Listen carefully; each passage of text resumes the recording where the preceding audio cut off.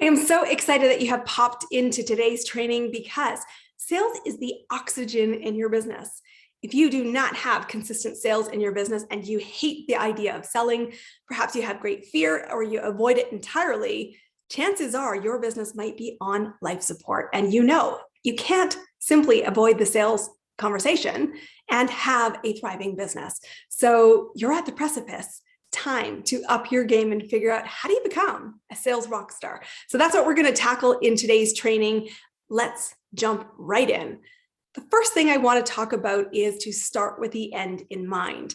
It's so important to remember that how you think about sales determines how successful you are at it. If you are thinking about the need to hunt for clients, or you're thinking about closing a client, your energy is about the end of something, and it is adversarial in nature. None of us feel great when it's us versus them. So I want you to stop thinking about that as what sales really is. Because the truth is, in the marketplace, none of us like to be sold to, but every single one of us are buyers. We are very happy to spend money if we know we're getting value. So we're going to talk a lot about how do you create value and how do you serve at the highest level and reframe selling from adversarial to service at the highest level.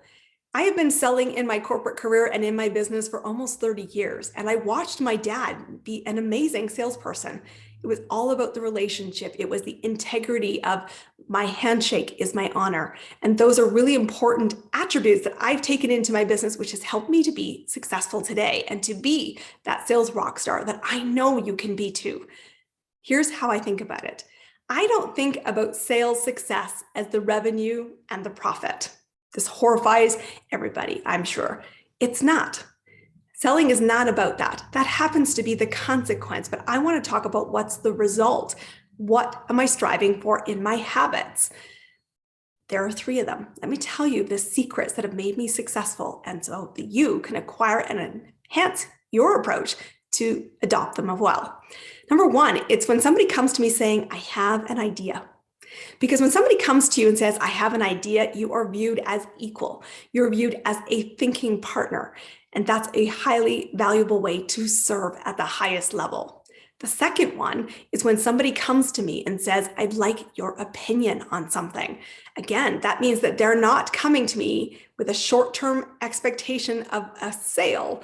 They're coming to me saying, I want you to help me figure out the short-term and long-term implications and help me know what questions to ask so that I make the right choice. And again, I'm consulting in that capacity. I'm not tied to the outcome, but I'm viewed as a highly valuable asset to the person. So we are collaborating from the same side of the table. The third thing, which I absolutely love and a habit I cultivate in my life to be successful in sales, is when somebody comes to me and says the following: I got your name or number or email from somebody else who said you could help. That means that my reputation in the industry is golden. It means I'm showing up in integrity, I'm creating value for other people, and they have passed on my contact details as a result. That is the most highly prized asset in your business pipeline and in your sales success.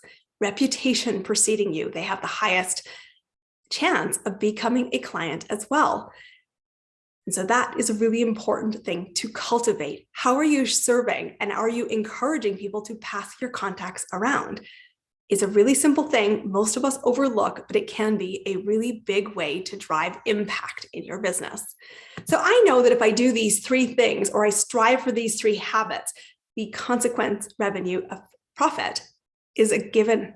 I don't have to hunt for it. And so that's what I want you to be thinking about. What habits can you do? Build your reputation, be seen as a thinking partner, and understand that the focus is long-term and not transactional in nature. The second thing I want to talk about today is what are the habits that make great salespeople? Some of you might be thinking, the reason I hate sales is I don't want to be icky. I don't want to be that used car salesman. I don't want to push myself at other people. Well, when you simply think that, I will tell you, here's the insight. You are making selling about you, and it's not. Selling is not about you. It's about being in service for others. And you need to reframe how you are viewing this conversation. And that's what it should be. It should be about adding value and serving at the very highest level. These are the things I think make a great salesperson, the attributes, if you will. They're somebody who listens, who's compassionate, who shows up in integrity, who focuses on the long-term relationship versus the short-term wins. There's somebody who is solution-orientated. They are contributing value and building more into the impact that you can create together. All of those things feel amazing.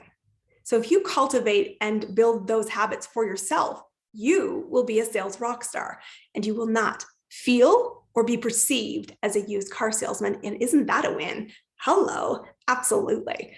So build the habits, focus on the attributes, and remember, it is not about you. Serving at the highest level means this. If I have confidence in the solution that I stand for in my business, and I know an ideal client has a problem, me not being visible and not showing up and putting myself in their pathway is a disservice, because it means I'm leaving somebody in distress. I'm leaving somebody in their problem, spinning in circles, when I know that I have the capacity, capability, expertise, and experience to help them. Who would do that? Hello, just be a good human. Get out of your head, get into your heart, and show up in service. I always look at my view in lens of I'm never looking for clients. It doesn't mean that my business isn't growing exponentially.